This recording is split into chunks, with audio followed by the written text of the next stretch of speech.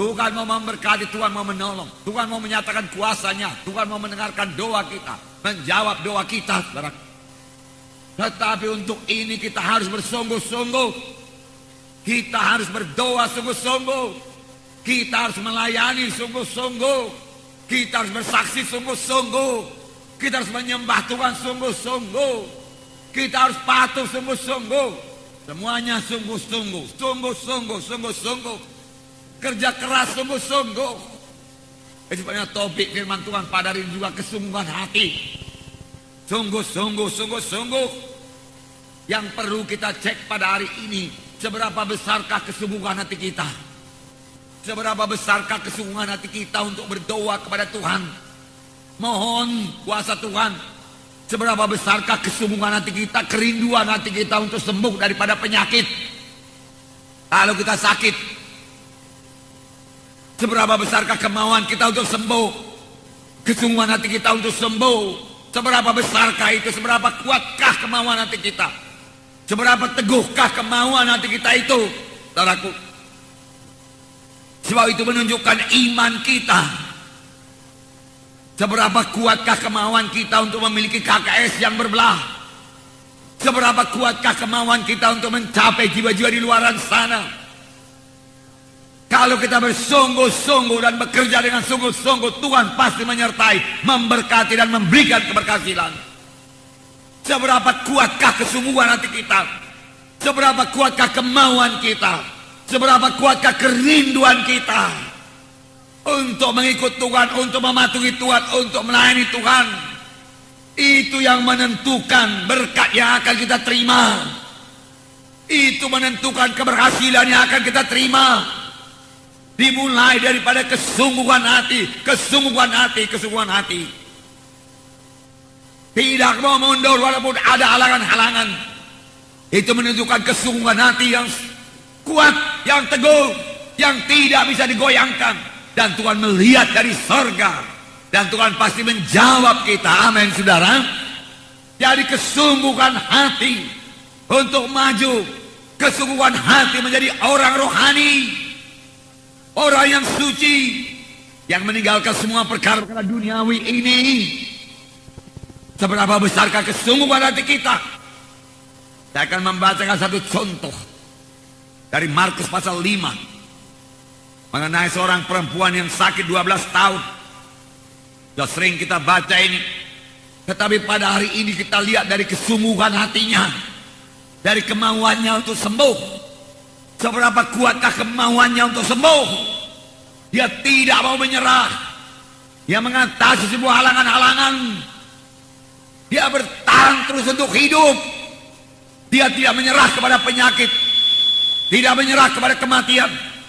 Markus pasal 5 ayat 25 sampai 34. Mari kita baca bersama-sama. Adalah di situ seorang perempuan yang sudah 12 tahun lamanya menderita pendarahan. Ia telah berulang-ulang diobati oleh berbagai tabib, sehingga telah dihabiskannya semua yang ada padanya. Namun sama sekali tidak ada faedahnya. Malah sebaliknya keadaannya makin memburuk. Dia sudah mendengar berita-berita tentang Yesus. Maka di tengah-tengah orang banyak itu ia mendekati Yesus dari belakang dan menjamah jubahnya. Sebab katanya, asal ku jamah saja jubahnya aku akan sembuh. Seketika itu juga berhentilah pendarahannya. Dan ia merasa bahwa badannya sudah sembuh dari penyakitnya. Pada ketika itu juga Yesus mengetahui bahwa ada tenaga yang keluar dari dirinya. Lalu ia berpaling di tengah orang banyak dan bertanya, siapa yang menjamah jubahku? Murid-muridnya menjawab, engkau melihat bagaimana orang-orang ini berdesak-desakan dekatmu, dan engkau bertanya siapa yang menjamah aku? Lalu ia memandang sekelilingnya untuk melihat siapa yang telah melakukan hal itu. Perempuan itu yang menjadi takut dan gemetar ketika mengetahui apa yang telah terjadi atas dirinya, tampil dan tersungkur di depan Yesus dan dengan tulus memberitahukan segala sesuatu kepadanya. Maka katanya kepada perempuan itu, hai anakku, imanmu telah menyelamatkan engkau. Pergilah dengan selamat dan sembuhlah daripada penyakitmu itu. Nah, saudara, perempuan ini sudah sakit 12 tahun. Selama 12 tahun itu dia tidak menyerah kepada penyakitnya.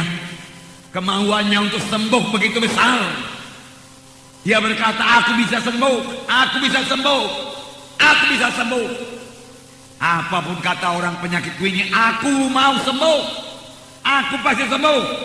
Aku pasti sembuh. Bisa. Dia tidak menyerah kepada penyakitnya. Itu sebabnya dia bisa bertahan 12 tahun dengan penyakit yang parah, penyakit pendarahan. Kalau saja dia menyerah dan dia berkata, tidak ada harapan lagi, dia tidak akan sampai bertemu dengan Tuhan Yesus. Paruh jalan dia sudah meninggal dunia. Tetapi setelah dia berkata, aku bisa sembuh. Aku mau sembuh. Aku tidak mau mati. Aku tidak mau menyerah. Tidak mau menyerah. Ini yang membawanya bertemu dengan Tuhan Yesus. Tuhan membuka jalan kepada perempuan yang sakit 12 tahun ini. Nah, seberapa besarkah kemauan kita untuk sembuh? Ada Tuhan Yesus yang menyembuhkan kita. Kesembuhan sudah tersedia bagi kita. Tuhan hanya minta iman kita, iman yang sungguh-sungguh percaya kepadanya. Tuhan hanya minta kesungguhan hati kita untuk mengikut Tuhan dan menyerahkan diri kita kepadanya. Maka kesembuhan akan menjadi milik kita. Begitu banyaknya penyakit pada zaman sekarang ini, saudaraku.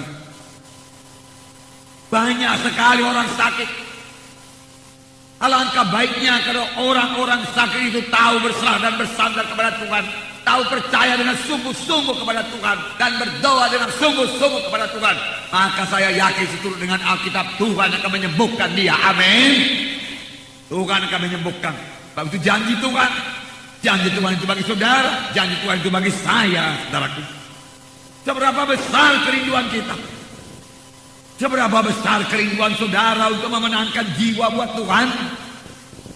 Bukan Tuhan yang tidak mau memberi, bukan Tuhan yang tidak mau memberi jiwa-jiwa untuk diselamatkan, tapi apakah kita rindu jiwa-jiwa itu selamat? Sudahkah kita berdoa sungguh-sungguh supaya kita bisa membawa jiwa-jiwa kepada keselamatan?